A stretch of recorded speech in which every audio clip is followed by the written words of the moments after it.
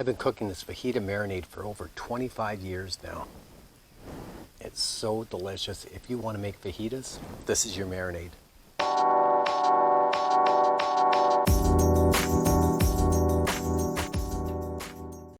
Fajitas, everybody loves them. Beef, chicken, fish, shrimp. Today's recipe is all about the marinade. I've been cooking this for quite some time now, and I've never tasted a fajita marinade as good as this one. I've had lots of compliments. We're going to start off with a bowl. The recipe for this is below in the comments section. And we're going to go with 2 tablespoons of lime juice. And to juice a lime, you cut off a little piece like that, right? Not a wedge, and you can get a good amount. Here's 2 tablespoons. And I've got some balsamic vinegar, a couple of tablespoons. Some tamari. I've got some kosher salt. Some ancho chili powder. Some chili pepper flakes. And some minced onion and garlic. And we'll just combine all of this. I've got a Ziploc bag. And I'm cooking skirt steak today. Skirt steak looks like that.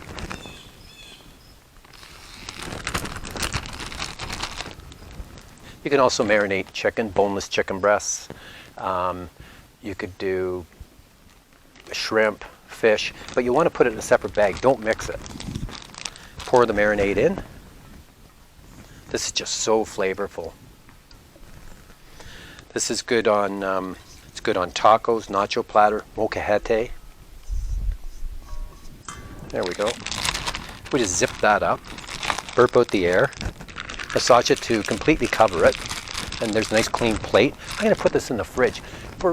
It can go from as short as 1 hour, and you can go up to probably 6 or 7 hours. But don't forget that lime juice and lemon juice and vinegars will often cook the meat and make it mushy. We don't want that. We just want to get some really good flavor into this. So I'm going to go for a few hours on this, and I'm going to flip it halfway through. I'm going to put it in the fridge. So I'll see you in a few hours. Okay, so my fajita beef marinated for 4 hours.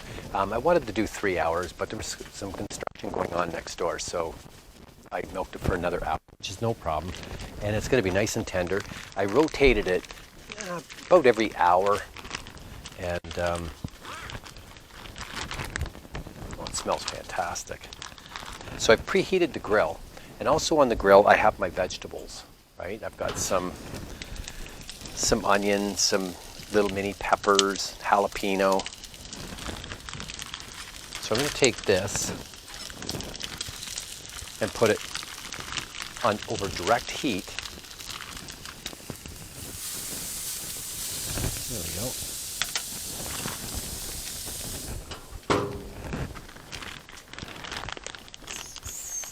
If you don't have a barbecue, you can do it in a frying pan too. You could also put it underneath the broiler and treat it that way. That would be fine. Discard your marinade.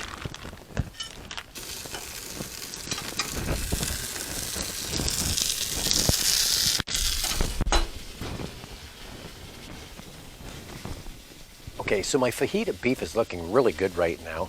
I went about 5 minutes aside. I flipped it. I've got some nice char on there. The vegetables are nicely cooked. There are the vegetables. And have you seen these little mini peppers? What you do is you just take the stem off, cook it with seeds and all, and then you can just kind of slice it on your plate.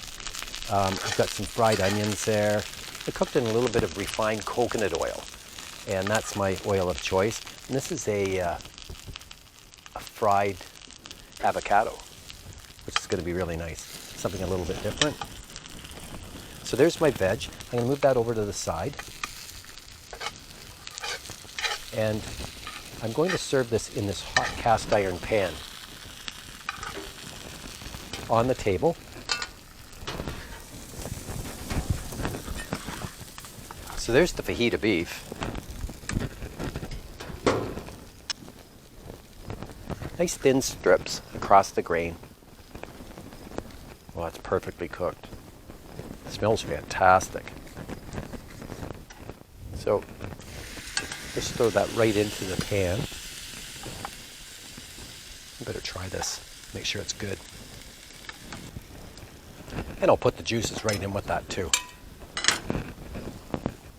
Now to serve this, I use a low-carb tortilla. And this one's called Fit and Active. It's from Aldi. It's only 4 net carbs. You know what? We only have Mexican once a week, and this fits into my macros. This week is actually 3 years being keto. Lost a ton of weight.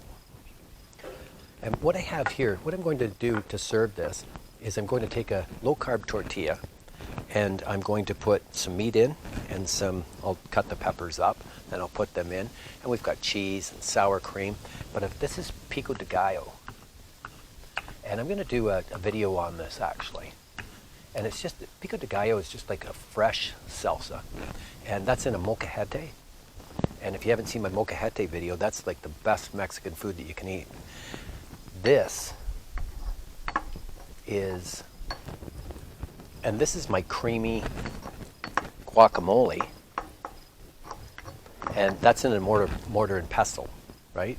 And this is in a molcajete. So to serve this, I will put these two on the table with the cheese, and I'm going to put meat and peppers and onions in here into the tortilla, fold it over, and then I'm going to fry it in a pan for a crispy fajita. And this is my black bean hummus. It's a black soybean hummus. Virtually no carbs in this at all. It's non-GMO, organic, and it's very easy to make. So that'll go on the side too. We're eating well tonight. There you go. There's beef fajita. You have to try this marinade. It's just absolutely the best you're going to taste. I guarantee it. That looked good. Thanks for watching.